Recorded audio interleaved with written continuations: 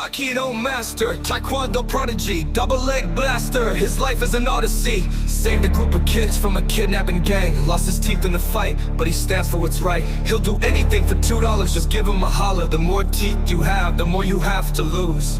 All he wants for Christmas is this Parlay to hit, so he can buy implants for his two front teeth. No teeth, so toothless is the name. Fighting for justice is his game. No teeth, no morals, no problem. No teeth, no morals, no problem. No teeth, no morals, no problem. No teeth, no morals, no problem. There you go. That's an intro right there. I don't really mind putting Allen on the parlay. I don't know though. I don't know.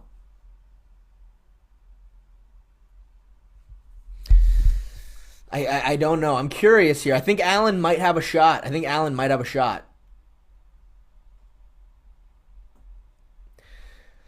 Yeah, I know. Yeah, that's a big factor, John 477. To be 6'3", shooting on a stocky 5'10" guy is tough.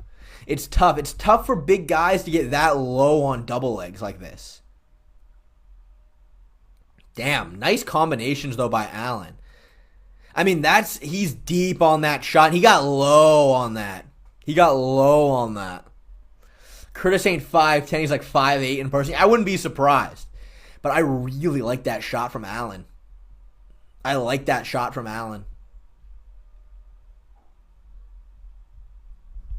Let me see. I'm curious. Let me take a look at. Let me see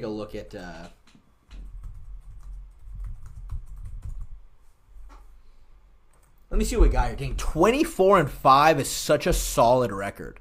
Rear naked choke, KO.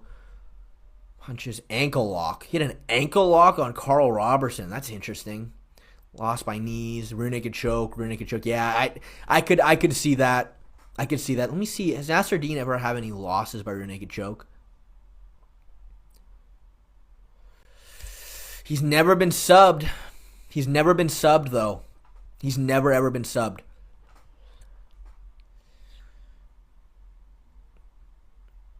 It's an interesting one. I wonder if Roman Dolidze ever put him in some dangerous positions. Do you guys have any recollection on his fight with Roman Dolidze?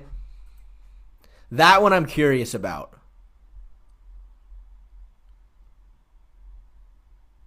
He went 0 for 4 on takedowns against Nasser Dean.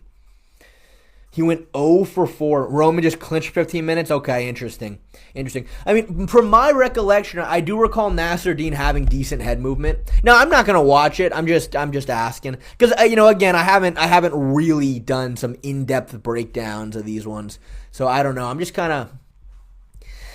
Again, yeah, it's going to come... I think Allen's got a shot. I don't know if I feel super comfortable giving a solid pick. He demolished Roman. Well, yeah, I know Roman is not the clean. I would imagine Nasser Dean being the way cleaner striker. I would imagine him being the fucking way cleaner striker, no question. Okay, Shay, who are you leaning for BSD Moicano now? Dude, I gotta give it BSD. I gotta give it BSD. I just have to. I think... Here are my caveats. I'll say it again. I think that against the fence in close, BST has a massive advantage. I think BST's big weakness from what we've seen so far is boxing defense, head movement, leaving himself open while trying to unload on you. And I think out in the open, I've seen from Moicano, I like his distance management. I like his jab. I think he throws a decent 1-2. And I think out in the open, if they're boxing, I actually really like it from Moicano. I really, really do. And I think the question is, can Moicano keep it out in the open? But BSD's back leg kick, dude. His back leg kick, man, that's going to be such a fucking problem. Because Moicano, we've seen him struggle with that against southpaws, against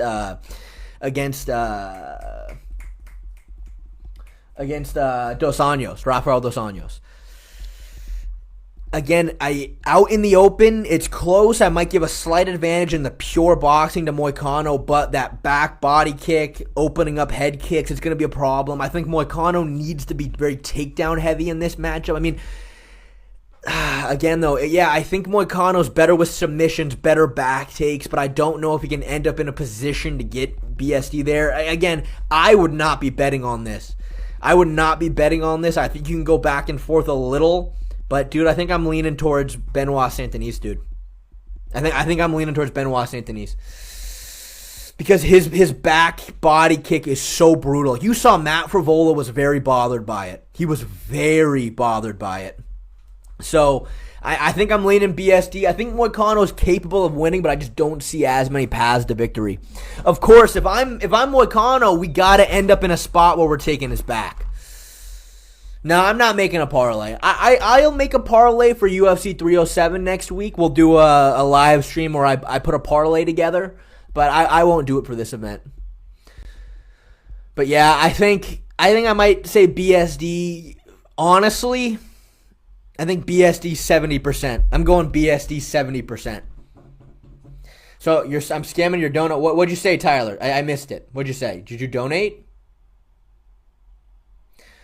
Oh, you donated for me to make a parlay. Okay, well, if you want me to give you somewhat of a parlay, I'll do it. But I'm just saying I'm not going to personally do it. But okay, let's see.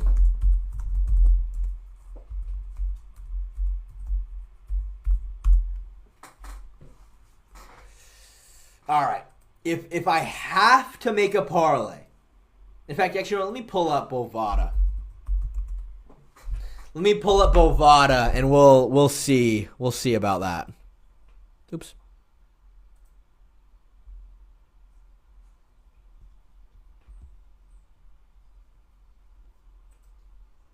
Let's take a look at what we got here in terms of odds. So I know Benoit is a minus 290. See, I don't know if he should quite be a minus 290, but again, I think you should pick him. What else do we got here? Renato by submission. Either fighter to win in rounds 1 or 2. Benoit needs to win and round 2 to start. You know what? I don't mind this. If I were to make a parlay, this actually sounds very solid to me. Usually when I do my parlays, I don't like fucking around with these as much. But, I mean, think about it. I do think Benoit will win, but you're essentially just betting on round 2 to start as well. I don't know if I mind that. I mean, I don't know. What do you think? What do you guys think? I don't know if I mind that, to be fair. I don't know if I mind this. Either fighter to win in rounds 1 or 5? Nah, that's too risky. By submission or Benoit Saint-Denis by points? No, I don't like that. I don't like that either. He might get it in the first round again. To me, I don't mind the fight going past round 1, aside from Benoit's fucking kicks, dude. His kicks are a problem, and we've seen Renato Moicano have problems with the southpaw kicker in Dos Anjos. So, yeah, I don't know.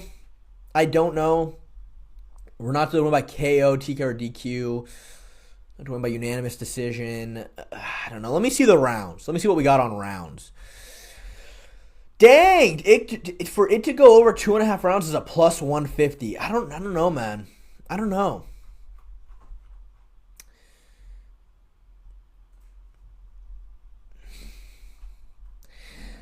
If I had, let's just go ahead and put Saint-Denis down for him to win. And then Emil versus Allen. You know what, dude? I might not mind. You know what? I would be shocked if we saw a finish here. Let me see about rounds on this one. I mean, minus 300, but I really like over 1.5 rounds. If I had to, I would have to imagine it's going to go past a round and a half. I really think it would. So let's go and put that on there to take a look for it, and then let's see what else we got here. Yeah, Jousset makes sense at a plus 4. Really interesting. I really like Brito to beat Gomis. I like Brito to beat Gomis. We'll throw him on there too. Let's just see what we got. That's a plus 149. What $25 win you? $37. That's not great. That's not great.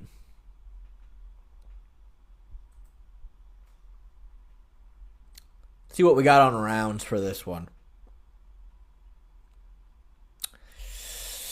Man, they're not letting us play around with rounds. Shay, I got to leave the stream back in 20 minutes. All right, green screen kid. I'll see ya.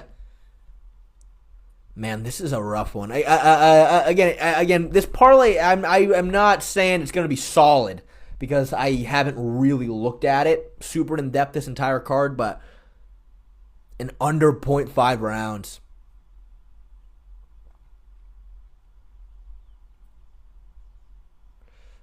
When will the fight end? I don't really mind a decision. I'm going to say decision for this one. I don't mind a decision, to be honest with you. But yeah, I don't mind this for a parlay, to be fair. I really do not mind that for a parlay. I don't mind it. I don't mind it at all.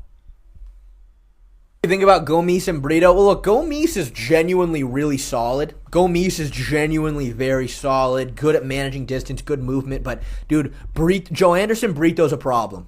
Joe Anderson Brito, I'm telling you, is a fucking problem. He beat Diego Lopez in the Contender Series. He beat fucking Diego Lopez. You know what I mean? Joe Anderson Brito's a problem. My thing about Brito is he goes at you so hard. Like, he goes at you so fucking hard round one that you're almost certain he's going to gas out. Like, you're certain. You're like, this guy's going to be dead tired. But he doesn't really. I mean, he does slow down, but he does such a good job of coasting.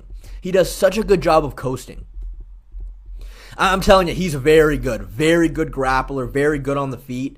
And for how hard he goes after you, you expect him to just completely gas, but he just kind of coasts.